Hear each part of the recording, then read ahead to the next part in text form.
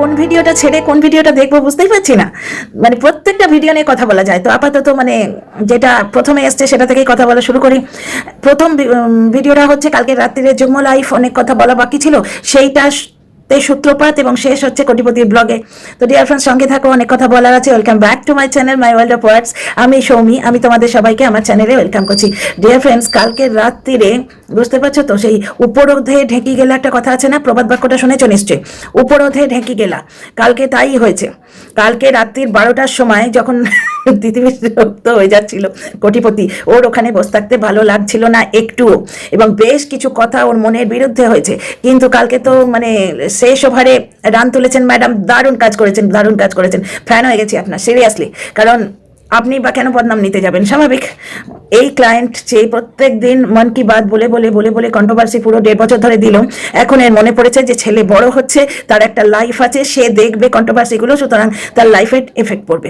তাছাড়া কালকে যুগ্ম লাইফে বসে বললো না, আমার ভিডিওতে কোনো কন্ট্রোভার্সি থাকে না, না থামনেলে থাকে না ভেতরে থাকে।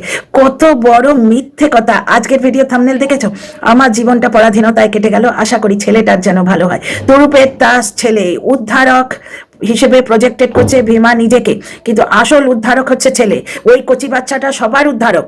পাতানো দিদিরা তো অলরেডি টোকা মেরে আউট করে দিয়েছে তাদের, অলরেডি তারা আউট অফ দ্য মানে সিন। ইন হচ্ছে ভীমা, পরিত্রাতা ভীমা। এবার দর্শকদের ইমোশনটা ভীমার দিকে একবারে গড়গড়িয়ে যাচ্ছিল, বুঝতে পারছো। এবার সেই জিনিসটা ভীমা আগলে ধরে রাখার জন্যে কোটিপতি যত চাল দিচ্ছিল সেগুলোকে নাকচ করতে চলে আসছিল, যত রকমের চাল দিচ্ছিল নাকচ করতে চলে আসছিল। এবার পুরো ব্যাপারটায় যেহেতু ক্লায়েন্টের পাশ ছেড়ে তার লিগাল অ্যাডভাইজার নড়তে পারবে না, সুতরাং পুরো ব্যাপারটায় বদনামের ভাগী হচ্ছিলেন তিনি। তো তিনি কেন বদনামের ভাগী হবেন? ওই কোটিপতির প্রতি যে যে গ্রিভেন্স আছে দর্শকদের, সবগুলো উনি জিজ্ঞেস করে দিলেন যে দেখো ভাই, আমার কোনো হাত নেই। কোটিপতি এবার বুঝে নেবে বলটা পুরোপুরি কোটিপতির কোর্টে চলে গেল। ঠিক তাই হয়েছে। আজকে ভীমাকে দর্শকরা জনে জনে বলছে, কালকেই বলছিল, কালকেই বলা যেত। কালকে যুগ্ম লাইফে খুব ভালো করে বুঝেছি, ওই কোটিপতির অ্যাটিটিউড দেখে খুব ভালো করে বুঝেছি ও ব্যাপারটা এনজয় করছিল না।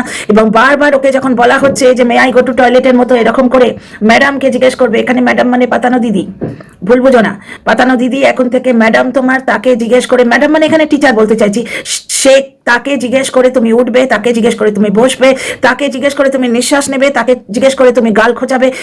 এই জিনিসটা কারুরই ভাল লাগে না, ওই লোকটারও ভাল লাগছিল না। এখানে আমার বক্তব্য হচ্ছে, ওই যে পরাধীনতা মানে এটাই বোঝাতে চেয়েছি। পরাধীনতা মানে কি? কারুর প্ররোচনায় ও কিছু বলছে, এটি ভীমা বলেছিল যে কাউকে কি আমার পছন্দ, আমাকে কি কারুর পছন্দ হচ্ছে না, যার জন্য তুমি এই কথাটা বলছো। এই কাউকে মানে সেখানে কোটিপতির লাইফে একজন আছে, এই জিনিসটিকে ইঙ্গিত করা হয়। কারণ এতদিন ভীমা অবাধ ভাবে ঢুকে যেত ওই বাড়িতে, তার অবাধ গতিবিধি ছিল। এখন ভীমা বুঝতে পারছে যে টিনা খুব ভালো মেয়ে ছিল, বুঝতে পারছো। তার অ্যাবসেন্সটা ওকে 13 থেকে 63-তে তুলে দিয়েছে। ও যতই বলুন যে জলনদীপদের আমি একবারে বানের জলে ভেসে যাচ্ছিল, চুলের মুঠি ধরে টেনে পাড়ে তুলেছি, আসল কথাটা হচ্ছে মানে মিউচুয়াল ব্যাপারটা হয়েছে।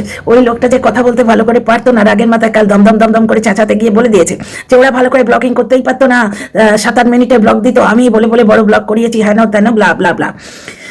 সেই ব্যাপারটা মানে বার খাইয়ে কাজ হাসিল করা বলে না, বার খাইয়ে দিয়েছে। নেই, দর্শকদের চোখে তোকেই মহান করে দিচ্ছি। দর্শকদের যে দুঃখরা ছিল, দর্শকদের যে কষ্ট ছিল, যার জন্য করে চুরি তাকেই বলে মানে সেই বলে চোর। এই তোমাদের মানে পরিত্রাতা ছিল, তোমরা একে দুধ থেকে মাছির মতো ফেলে দিলে।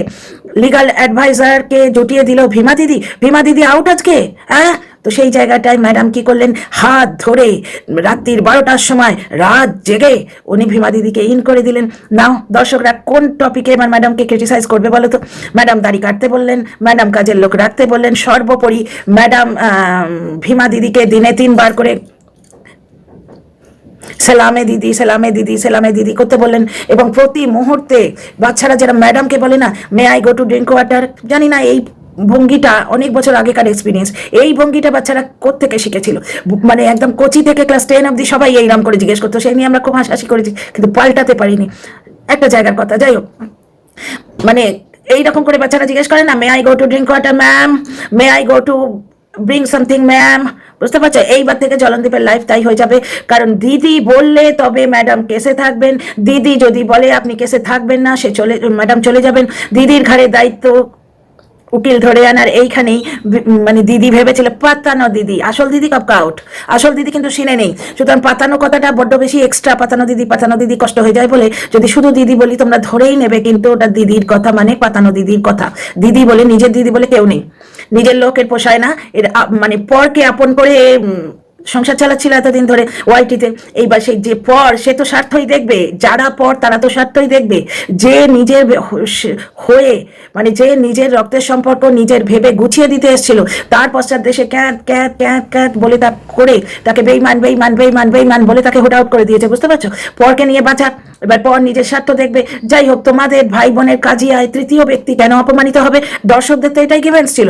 সুতরাং আজ থেকে জলনদীপের জীবনের ডোর হচ্ছে দিদির হাতে। আর সে ভেবেছিল ক্যামেরা খুলে আমি উকিল ধরে আনবো, কিন্তু আমি ভার্চুয়ালি এই চেয়ারটা থেকেই উকিল ধরে আনবো, আমি বাড়ির বাইরে বেরোই না, মানে মুখে মারিতং জগৎ।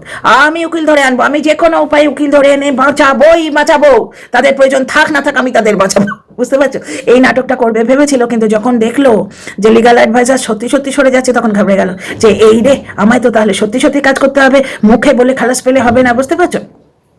তো লিগাল অ্যাডভাইজার ইন হয়ে গেলেন তখনই, যখন ভাই বোন মিলিতভাবে যুগ্মভাবে ওনাকে আসার জন্য আবেদন করে সংস্থায় পাঠাবে, তখন সংস্থার লোকেরা বিচার করে ওনাকে ফেরত পাঠাতে পারেন, বুঝতে পারছো? এবার এইখানে ব্যাপারটা হচ্ছে বারবার দিদি বললে উঠবে, দিদি বললে বসবে, দিদি বললে পাশ ফিরবে, দিদি বললে সর্ষে ফুলের বড়া খাবে, দিদি না বললে বড়াটা সামনে থাকবে, এইখানে আনবে, মুখে তুলবে না। পাতানো দিদি যদি বলে বড়া স্টপ স্ট্যাচু, বাস বড়া নিয়ে এরম করে বসে থাকবে, সেটা মুখে দেবে না। মুখে বড়াটা দিলে পাতানো দিদি বললে স্টপ স্ট্যাচু ডোন্ট চিউ, সুতরাং বড়াটা মুখে নিয়ম চিবোতে পারবে না। এই যে বলে দিলেন কালকে, বুঝতে পারছো যে সে যা বলবে তাই হবে। এবং ভার্চুয়ালি ভালোভাবে ট্যাকেল করতে পেরেছে কোটিপতির বাবা। তিনি বললেন আমাদের সঙ্গে তো কিছু হয়নি, ও তো আমাদের মেয়ের মতো, চুকে গেল। হাতি কা দাঁত দিখানে কে লিয়ে কুছ আর চাবানে কে লিয়ে কুছ, আমরা সবাই জানি, বুঝতে পারছো? তো দেখানোর দাঁতটা একটু দেখালেই ভালো, ক্ষতি কি আছে? বলতে কি ট্যাক্স লাগে ভাই, না বলতে পয়সা লাগে?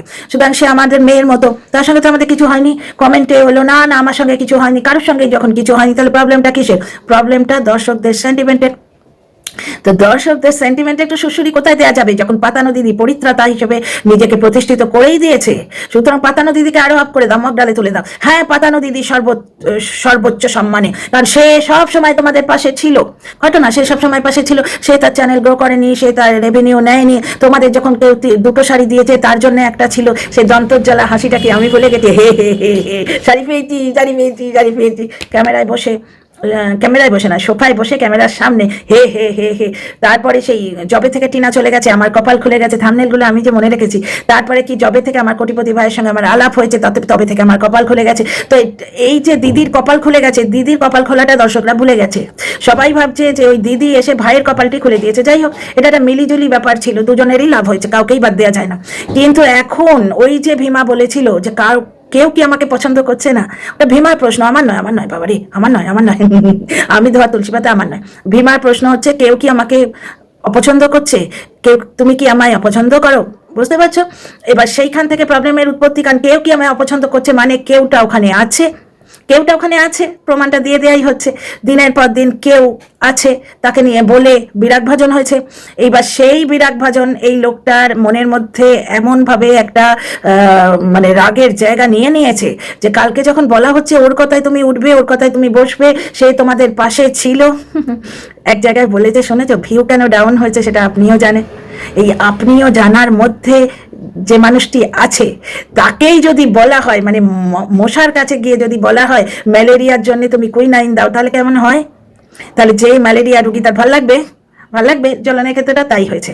ওকে বারবার বলে দেওয়া হয়েছে যে তুমি এমন একজনের সঙ্গে কথায় উঠবে বসবে, বর্তমানে যাকে সে পছন্দ করছে না। কাল রাত্রে লাইভটাও সে পছন্দ করেনি। কাল রাত্রে লাইভে যখন বলছে, মানে ব্যাপারটা হচ্ছে ম্যাডাম খুব ভালো কাজ করেছেন, উনি যখন কোনো দোষ নিচ্ছেন না, উনি মানে দোষ নিচ্ছেন না কি, ওনার তো এই ব্যাপারটায় কোনো দোষ নেই। উনি যখন লিগাল দায়িত্বেও থাকতে চাইছিলেন না, সেখানে দর্শকদের কথার তীর উনি নেবেন কেন? যে জায়গাগুলোয় দর্শকদের আপত্তি, উনি দর্শকদের কমেন্টগুলো পড়ে পড়ে জলনদীপকে জিজ্ঞেস করছে যে কাজের লোক রাখছো না কেন? কাজের লোক রাখার প্রচুর কাণ্ড কারখানা আছে ম্যাডাম, আসলটা তো বলতে পারবো না যে আমার বাড়ির অনেক, যাকে আমি বা বলি কেন, তোমরা তো সব জানো। তো ব্যাপারটা হচ্ছে সংস্থার সঙ্গে যোগাযোগ করে কাজের লোক আনতে চেয়েছিলাম, প্রচুর দাম চাইছে। হ্যাঁ, সংস্থা থেকে বললে দাম তো চাইবেই, কারণ তারা তাদের যে প্রফিটটা সেটাও তো দেখবে। সংস্থাটা কাজের লোক প্রোভাইড করার জন্য কেন খুলেছে? দুটো প্রফিটের জন্য সেই প্রফিটটা নেবে। তাছাড়া ওদের বাড়িতে তোলা কাজের লোক আমার মতে রাখা উচিত নয়। ওই 3টে কাজ করে চলে যাবে, তাতে হবে না। বাড়িতে একটা কাজের লোক রাখতেও বেশ ভালো হতো, মানে ওই খাওয়া পড়া দিয়ে যে কাজের লোক রাখে সারাদিনের, বা ঠিকেও রাখতে পারে। কিন্তু অত বড় বাড়ি, সেই বাড়ির উঠোন ছাড় দেওয়া, সিঁড়িগুলো মুছে দেয়া আর কাপড়গুলো কেচে দেয়া, এইটা অনেক উপকার হবে। অনেক মানে এমনি ঘর গোছানো, বাচ্চা সামলানো আর রান্না করা, এই ভারী কাজগুলো চলে গেলে উনি মানে ওই জলনদীপের মা খুব ভালোভাবে করে নিতে পারবে। তো যাই হোক, কাজের লোক রাখা যাবে না, স্পষ্ট বলে দিয়েছে। দাড়ি পুষ্পারাজ ঝুঁকেগা নেহি, আলটিমেটলি ঝোঁকেও নি। হ্যাঁ, সময় হলে আমি কেটে দেবো। বারবার দাড়ি তুলে কথা হয়েছে, সেগুলো ভালো লাগছিল না। রাত্রির 12টা অবধি জেগে থাকতে পারছিল না, অনেক রাত হয়েছে, ছেড়ে দিন না, ছেড়ে দিন না, এবার থাক ম্যাডাম, এইরকম একটা অ্যাটিটিউড নিয়ে বারবার বলে হচ্ছে। সুতরাং কি, নিজের মতের বিরুদ্ধে যে লোকটা এইটুকু জিনিস বরদাস্ত করতে পারে না, মানে যে ঘটনাগুলো ঘটছে, এমনকি ভিউয়ার্সদের কথা পর্যন্ত দুদিন আগে সহ্য করতে পারেনি। ওর বাবা এখানে ছিল না, ভিউয়ার্সরা বলে যেখানে ছিল না, কারণ অসুস্থ হলেও সে তার হাঁচি কাশির আওয়াজ শোনা যাবে।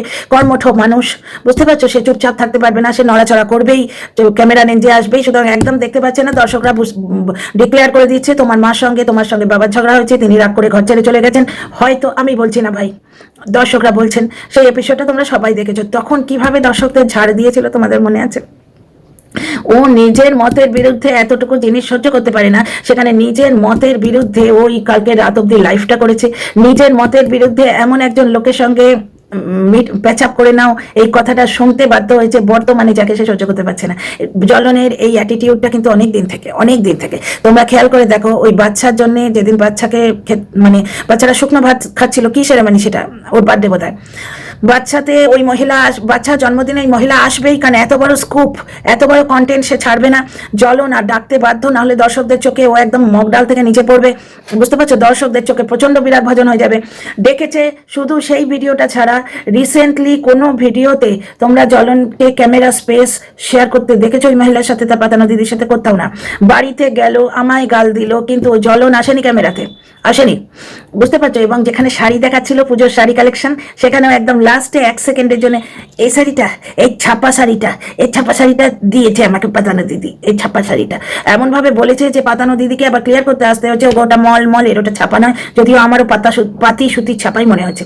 এইবার এইরকম বহু জিনিস জ্বলন চুপচাপ কালকে মাথা নিচু করে শুনেছে, যেটাও শুনতে পছন্দ করে না।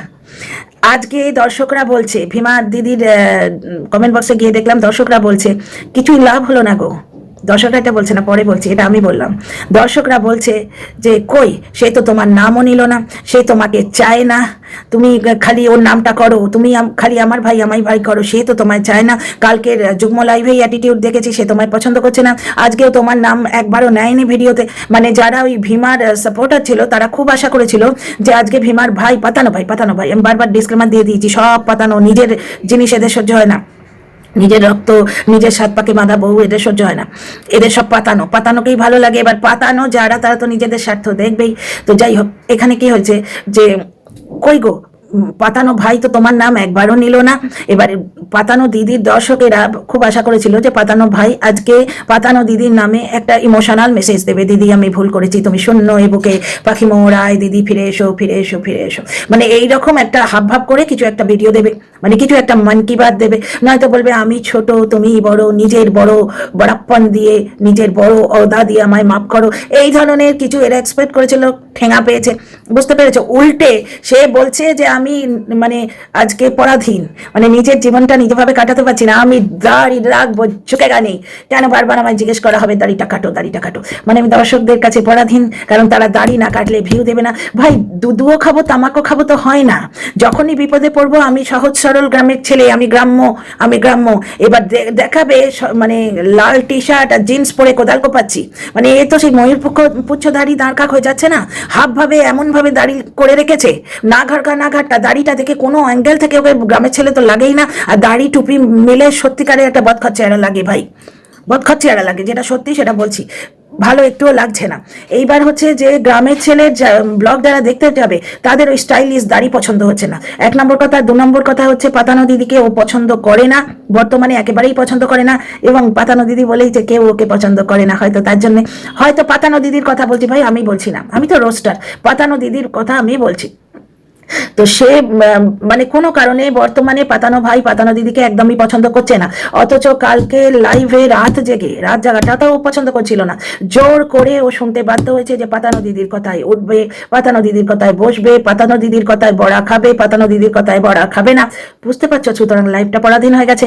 এক ঢিলে কতগুলো পাখিকে নিল, দর্শকদের নিল, পাতানো দিদির সঙ্গে যোগাযোগটা পছন্দ করছি না তবু নিল, লিগাল অ্যাডভাইজারকে নিল, এখানে এই লোকটার বাবা এক জায়গায় পিতৃস্নেহে বলতে গেছিল ওর কি মাথার ঠিক আছে, এক একটা ভুল কথা বলে ফেলে, তার মানে কি ও থামনেল দেয়, স্বীকার করে নিল। আর আজকে তো থামনেল দিয়েইছে, তোমরা তো দেখতেই পেলে, পরাধীন। এটা ইয়ে ছাড়া কি, ওটা কি বলে, কন্ট্রোভার্সিয়াল থামনেল ছাড়া কি?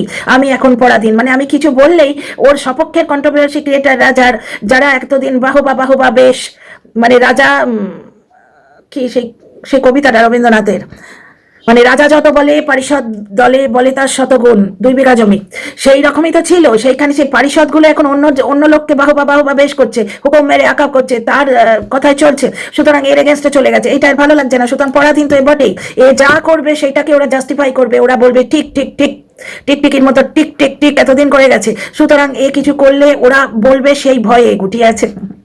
কোথাও ট্রিপে গেল, কোনো সাইট সিইং নেই, কিচ্ছু দেখালো না, ডাবল বেডকে সিঙ্গেল বেড বলে দেখালো, মাটির 2টো কাপ দেখালো, কন্ট্রোভার্সিও দিতে চাইছে। ভাই আমাদের জন্য দিচ্ছে, বিপক্ষের জন্য, সপক্ষের দলের লোকরা কেন বলবে? ও পরাধীন ফিল করছে। ও একটু দাড়ি রেখেছে, এতদিন বন্ধুদের দাড়ি ছিল, ওর কিচ্ছু মনে হয়নি। কিন্তু এখন কেউ যদি এসে ভিডিও করে এত বড় বড় দাড়ি নিয়ে, ওর ইচ্ছে করতে পারে না?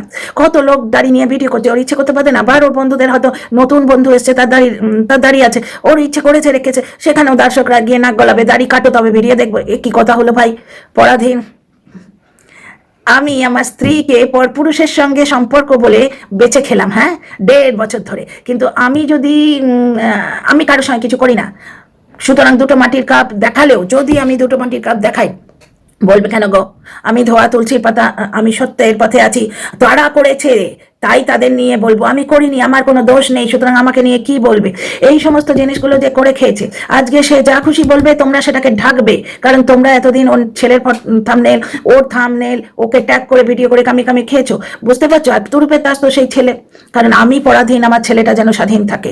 বুঝতে পারছো কত বড় ইমোশনের শ্বশুরি? আর সেই লাস্টে মন কি বাত, তোমাদের বলেছিলাম না কিচ্ছু পাল্টাবে না, বলেছিলাম না, আমি বলেছিলাম কি না? এটা শুধুমাত্র গিমিক ছিল। আজকে ওই যে ধনেপাতার বড়া ভাজার সময় ওর মা কি বললো শুনলে? আমাকে তো ডিউটি দিতেই হবে, মরি আর বাঁচি। কেন গো, সে কচি বউটাকে সঙ্গে রাখলে এই ডিউটিটার বেশিরভাগ 80% তো সে নিয়ে নিত গো। শুধু একটু আদর, একটু যত্ন, একটু জাস্ট স্বীকৃতি দেয়া যে তুমি আমাদেরই লোক, বাস এইটুকু তো। আমরা মেয়েরা তো এইটুকুই চাই, আর কি শাল দোশালা চাই গো আমরা? যাই হোক, সেই মেয়েটাকে একটু স্বীকৃতি দিলে এই যে জীবনভরের ডিউটি তার 80% সে নিয়ে নিত। 80%। পেটে বাচ্চা নিয়ে সে উঠোন ঝাড় দিয়েছে, আমরা তো দেখেছি ভাই। তো যাই হোক, জলনদীপ আজকে রীতিমতো কন্ট্রোভার্সি দিয়েছে, মানে পুরো ফুল ফ্লেজেড ব্লগ দিয়েছে। তোমরা যারা বলছো ব্যবসা করার কথা, অমুক কথা করার কথা, মা বসে, আমার ওই সিনটা ভারী হাসি পেয়েছে। কালকে বলেছিল মা সকালে উঠে গরম জল, ডিম সেদ্ধ সব করে দিচ্ছে, মা কিন্তু অসুস্থ, এইটুকুও সে করে নিতে পারে না। দ্বিতীয় কথা হচ্ছে মা বেশ ধনেপাতার বড়া ভাজবে এবং ও এক হাত ধরে বসে বসে বেশ দেখতে দেখতে দুলে দুলে কমেন্ট্রি করবে। এইভাবে রোজগার করতে সে অভ্যস্ত, সে অন্য কিচ্ছু করবে না, করেনি, ভাবেনি, করবে না। সুতরাং এই লোক নাকি ওয়াইটি ছেড়ে যাবে, ও যেতে পারে। আজকেও দেখো মাকে দিয়ে পাটিসাপটার রেসিপি করিয়েছে, মানে 3টে চ্যানেল খুলে ওর মায়ের কিরকম ডিউটি সে বাড়িয়ে দিয়েছে। তোমাদের আগে থেকেই বলছি, 3টে চ্যানেলে 3টি রেসিপি, মানে থট প্রসেস চেঞ্জ হয়নি, স্বভাব চেঞ্জ হয়নি, কিচ্ছু চেঞ্জ হয়নি। জলনদীপ শুধুমাত্র নিজের ইচ্ছের অধীন থাকতে চায়, কারুর কথা শোনা তো দূরের কথা, তার মনের মতো জিনিস যদি হ্যাপেন্ড না হয়, মানে হ্যাপেনিংস যদি তার ঘটনা যদি তার মতের বিরুদ্ধে যায়, সে বলে আমায় হেনস্থা করছে। কোথায় একটা বেড়াতে গেছিল বাইকে করে, এই মি টাইম নিতে, নিজের জন্য সময় নেওয়াকে তো মি টাইম বলে, মি টাইম নিতে গেছিল, সেইখানে ভিড় হয়েছিল না কি হয়েছিল, ওদের ঢুকতে দেয়নি, সেইখানেও ও বলেছে আমাদেরকে হেনস্থা করেছে। কন্ট্রোভার্সি ছুঁড়ে দিতে গিয়ে বলা হয়েছে, লাইভে শুনেছি। অথচ কালকে যুগ্ম লাইভে বললো আমার ভিডিওতে কন্ট্রোভার্সি থাকে না, আমার থাম্বনেলে কন্ট্রোভার্সি থাকে না। কত বড় হাস্যকর কথা। তো তোমাদের যদি কথা ভালো লাগে সাবস্ক্রাইব করে পাশে থেকো, তোমাদের পয়েন্ট অফ ভিউ কমেন্ট বক্সে লিখো। See you in the next video.